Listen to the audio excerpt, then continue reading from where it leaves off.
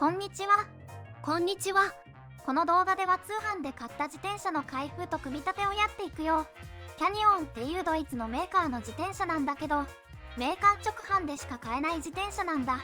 コスパが良いって有名だけど、自分で組み立てなきゃいけないからちょっと難しそうだね。実際どんな感じなのか、この動画で見ていってね。お品書きはこんな感じ。今回足はグリズルって自転車を買ったんだけど、後半に簡単に自転車の紹介もするからそっちも見てね。最後の方に送料、税金など気になるお金の話もするから聞いていってね。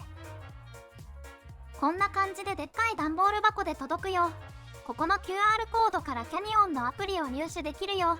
アカウントを作ってフレームナンバーを入力すれば、組み立て動画や各種データを確認できるよ。これがあれば、もうこの動画いらないのだ。さあ開けていくよ。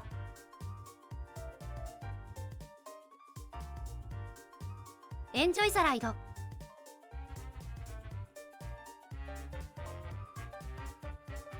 綺麗に収まっているね。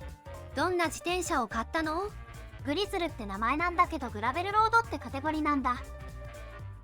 グラベルロードっていうのはオフロードも走れるロードバイクみたいな自転車のことなんだよ。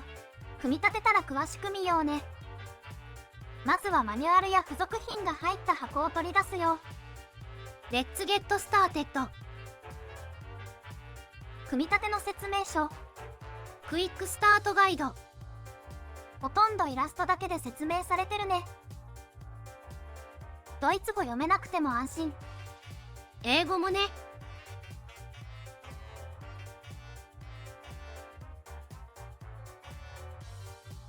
他には何が入っているかな。おまけのバッグ。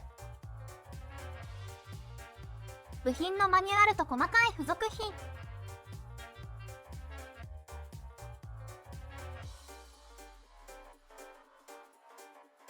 アセンブリーテスト。組み立ての時に使う滑り止めだよ。カーボンにも金属にも使えるみたい。組み立て用の工具。簡易トルクレンチだよ。今回はなるべく付属工具だけで組み立てようね。サドルとシートポスト。前のホイールは取り外されているね。タイヤがまるでマウンテンバイクだわ。DT スイスのホイールね。航空便なのに割とエアが入ってる。いいのかしら？大事な保安部品。ベル。さてさて、本体を取り出していくよ。後輪はついてるね。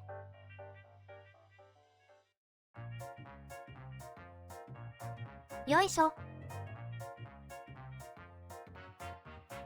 かわいい色ね。ドライドトマトってカラーだよ。乾燥トマト？自立しないからメンテ台につけようね。まずはハンドルからかな。マニュアルを見ながらやっていこう。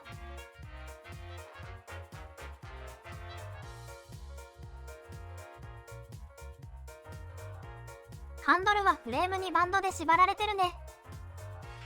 ハンドルの取り付けには付属のアセンブリペーストを使おう。ハンドルクランプの両側にペーストを塗る。映ってないぞ。ごめんね。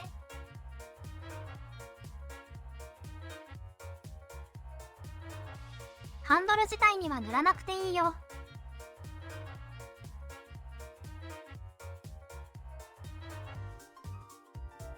まずは手で締めて、付属のトルクレンチを使っていくよ。ここは5ニュートンメートル指定だった。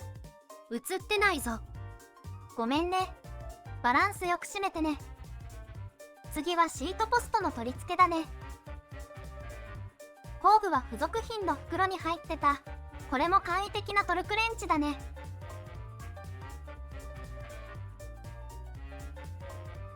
シートポストにもアセンブリペーストを使うよ。変わったシートポストよね。積極的にしなってサスペンション的に働くらしいよ。クランプ部周辺に塗っていくよ。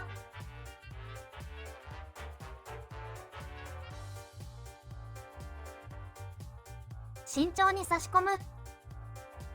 サドルの高さはクランク中心からシート上面を測って股下 ×0.875 くらいが一般的。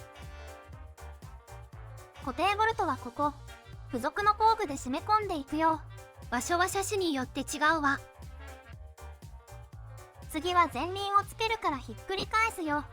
シートポストとハンドルをつけていれば逆さまで自立できるよ。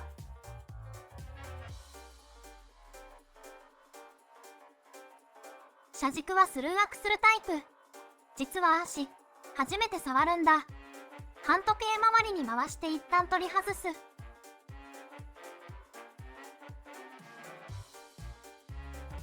ほい。黄色いのは輸送用のスペーサー。これを取り外していく。外した後はホイールをつけるまでブレーキレバーに触っちゃダメだよ。ブレーキが閉じてホイールがつけられなくなるよ。壊れるわけじゃないけどちょっと面倒なことになるね。フロントフォーク内側の溝を狙いつつ、ディスクをブレーキキャリパーの間に合わせて、ホイールをはめていく。よし。元の車軸を刺していくよ。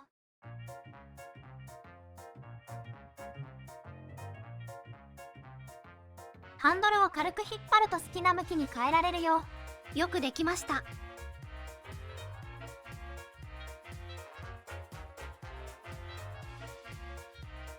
次に取り付けるのはペダルだね。ペダルは別売りだから好みのものを用意してね。それでこのマニュアルはもう終わりみたい。あら、もう終わり？ペダルはキャニオンのサイトにもいくつか売ってるから、アーシは本体と一緒にクランクブラザーズのエッグビーターにってペダルを注文したよ。グリスを塗って組み付けていく。グリスもペダル用の工具もついてこないから、この部分は完全に自分で用意する必要があるね。エッグビーターは見た目のインパクトは強いけど、とても着脱しやすくて初心者にもおすすめのペダルなんだ。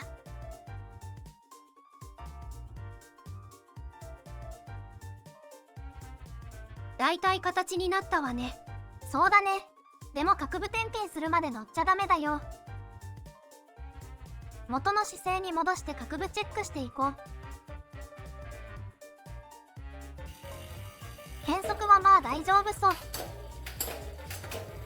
もたつく部分は足の操作が悪いだけ。メンテ台でやるとどうしてもね。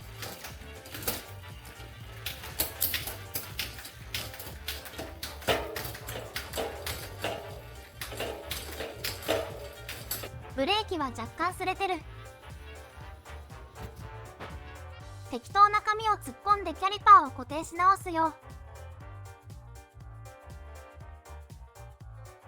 ブレーキ周りは危ないから自信のある人だけ触ってね。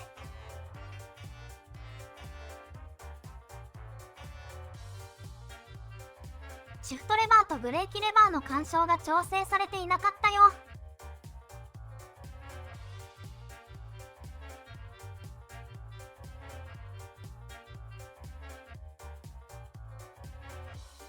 ここに六角レンチを入れて調整できるよ。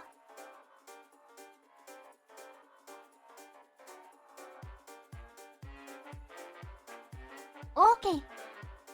これで終わり。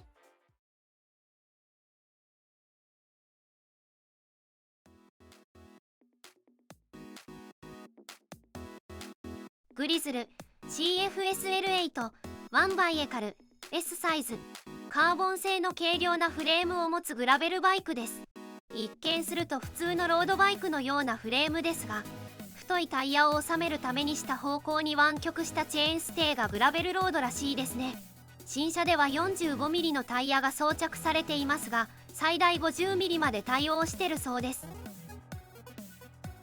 ホイールサイズは 700C DT スイスのホイールですね。サイズ XS 以下は 650B だから注意してね。メインフレームに4箇所、フロントフォークの左右2箇所にダボ穴があり、各種ケージやキャリアを設置できます。泥よけの取り付けにも対応してます。ハンドル周りもトラディショナルな作りで拡張性が高そうですね。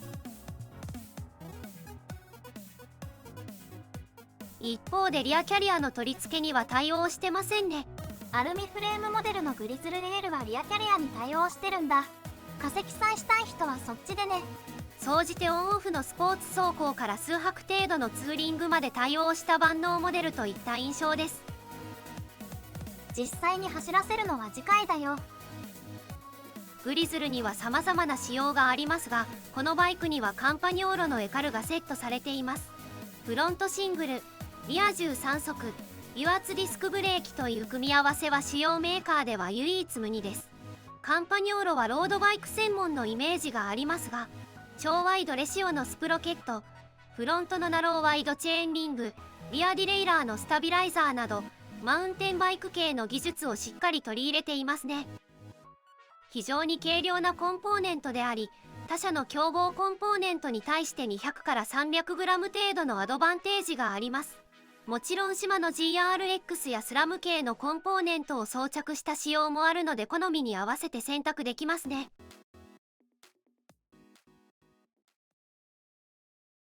はい、お疲れ様。車体よりコンポの方が珍しいかもね。私初めて見たわ。で、組み立ててみてどうだった？やっぱり経験者向けかな。今回調整したのはレバーの干渉とブレーキのスレだけだけど、これ無調整で乗るとしたら結構ストレスだよ。特にブレーキ関連はうかつに触れないから、アーシは初めての人にはおすすめしにくいかな。安全第一ね。自分である程度できる人か、見てくれる店に当てがある人が買った方がいいと思うよ。最後にかかったお金を確認しましょう。かかったお金はこんな感じ。総額で約42万円だね。在庫処分的な感じで値引きされてるよ。端数の1円は何なのよ。送料関係で24,300円は確実にかかるね。消費税は届いた時に配送員さんに払うんだ。注文時には表示されないからすごく気をつけてね。基本の 10% に個人輸入の 0.6 をかけるらしいけど、微妙に計算で合わないね。なんで？ペダルも絶対用意しなくちゃいけないから予算に含んでおいてね。関税は？なかったよ。なんだかんだで自転車本体プラス5万円くらい用意しとく必要がありそうね。つむぎちゃんは余分なものもいろいろ買ってるけど、バッグは専用品だからぜひ欲しかったんだ。リアディレイラーハンガーは安心台。フロントディレイラーハンガーはフロントシングルだとついてないのかなと思って買ったんだけど、最初からついてたから無駄だったね。チューブはついで。こんなに使って大丈夫なの？お仕事頑張るしかないね。今回はここまで。次回は思想編とコンポの詳細なめ回し編。このチャンネルではちょっとだけマニアックな自転車のお話をしていくよ。これが初めての動画なのよね。チャンネル登録と高評価をよろしくね。コメントも待ってます。また見てね。